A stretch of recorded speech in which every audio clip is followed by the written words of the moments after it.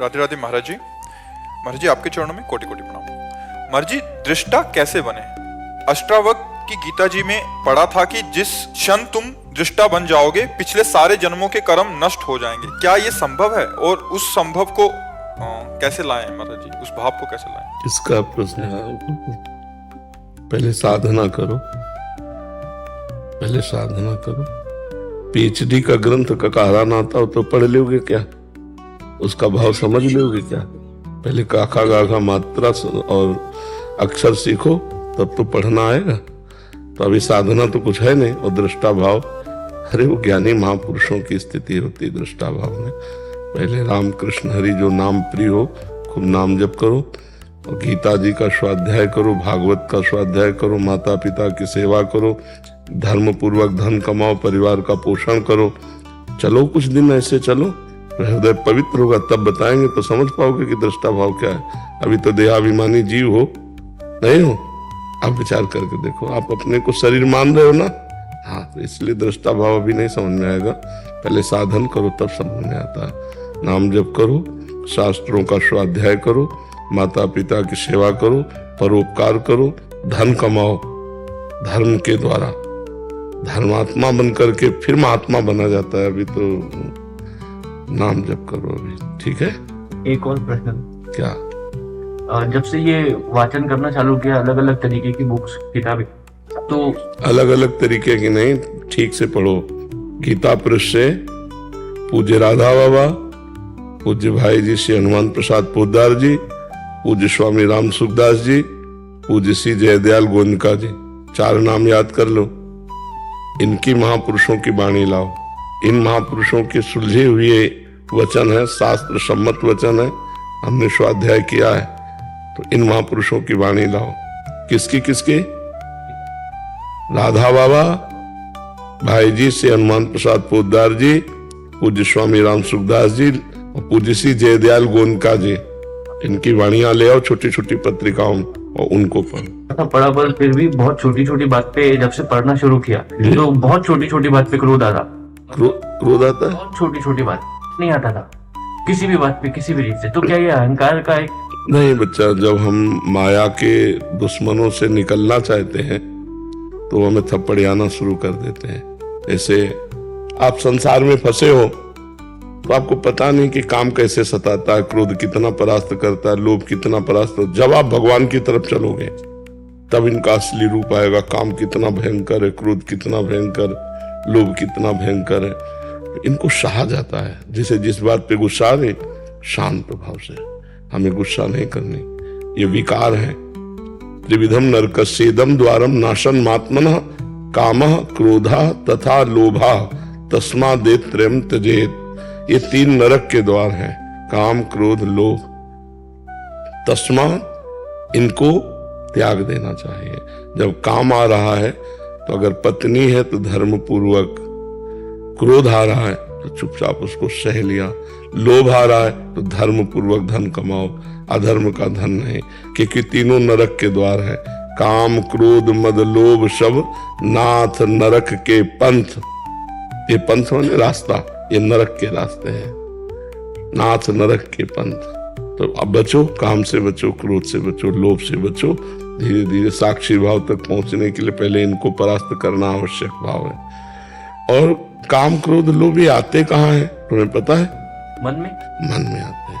अंतःकरण उसे ही कहते हैं जहां मन बुद्धि चित्त अहंकार है।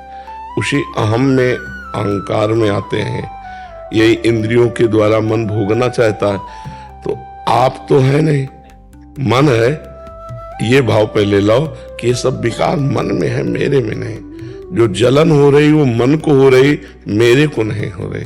तो आप अलग होना शुरू हुए ना, तो आप साक्षी भाव में आना शुरू हुए, आप दृष्टा भाव में आना शुरू हुए। आप देखने वाले हैं मन को, ना कि आप मन है। तो काम क्रोध आदि मन में आए, आप में तो आए नहीं। तो आप उसे देख रहे हैं तो आप उसे जीत जाएंगे, क्योंकि आप में नहीं है, वो मन में है। और जब अपने पे है तो हम हार जाएंगे। इसीलिए दृष्टा भाव, पर उसमें टिकोगे नहीं अभी, क्योंकि तपस्या नहीं है ना, पवित्रता नहीं है, तो इसलिए टिकोगे नहीं उसमें। टिक गया सो ज्ञानी, टिक जाए सो ज्ञानी, फिसल जाए सो अज्ञानी। ठीक है, घुस लेते हैं। कुछ तो है गड़बड़।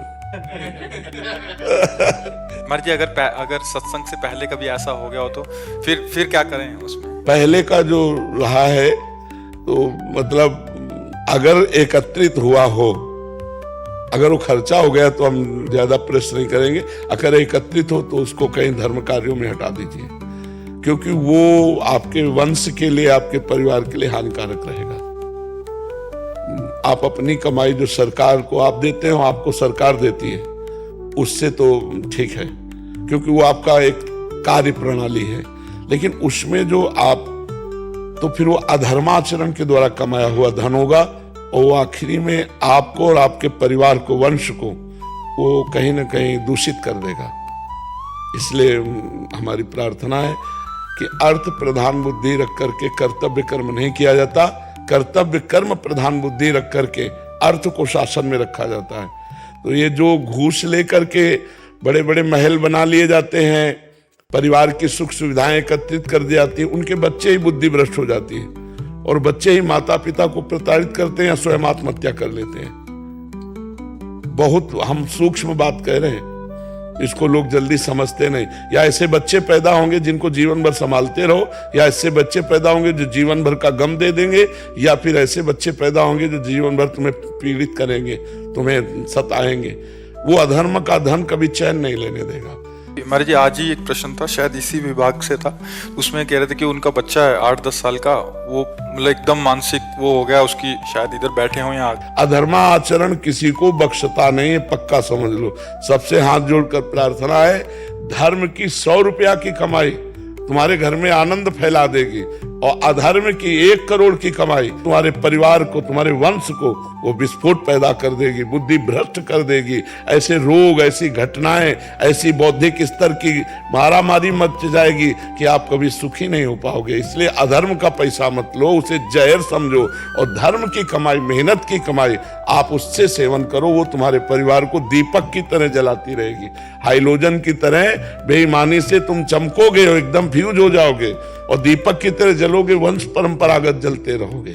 आप एक बात समझो, हमारे घर में बच्चे ही थे, गेहूं बेचा गया किसान आदमी, 100 रुपया का बेचा गया। बहुत सस्ती चीजें जाती थी, तो 110 रुपया उसमें आ गए। और जब पिताश्री ने घर में गिनवाया तो 110, तो उनका गेहूं तो 100 रुपया का बेचा गया। 110 कैसे आ गए? पूरा 110 रुपया ले जाओ उसके पास और गिन के उसको दिखाओ कि 10 रुपया तुम्हारे ज्यादा थे, ये दे दो। जब दे के वापस आए, तब उस परिवार में पले हैं जहां 10 रुपये बेईमानी के, अब वो तो दे दिया था, अब उसको क्या पता कि 10 ज्यादा चले गए। लेकिन उनका नहीं, पूरे 110 लेके जाओ, गिन के दिखाओ कि आपके 10 रुपया ज्यादा है, दे के आ जाओ। ऐसे धर्मात्मा परिवार से, मतलब पूरा परिवार भगवत मार्ग में। क्यों? क्योंकि ऐसे संस्कार डाले गए, ऐसा धर्म की कमाई खाई गई कि सबकी बुद्धि भगवान में। तो आपका आचरण आपकी संतान पर प्रभाव डालेगा। इसलिए डरो, जैसे जहर खाने से डरते हैं, ऐसे घूस से डरो। किसी भी विभाग में कोई हो, हमारी जो बातें सुनते हैं, हम हाथ जोड़कर प्रार्थना करते हैं, ये जो अधर्माचरण के द्वारा पैसा लिया गया है, ये तुम्हारे परिवार के लिए बड़ी हानिकारक होगा। अभी आपको बड़ा अच्छा लगता है, वो सब हानिकारक है। मेहनत की कमाई अपने परिवार को देना। अगर भूल से अधर्माचरण आ जाए तो उसको बाहर फेंकिया ना, गौशाला में, कहीं किसी ऐसी जगह, जैसे बहुत से जिनमें फ्री दवाइयां होती हैं मरीजों, उनमें दे आवे।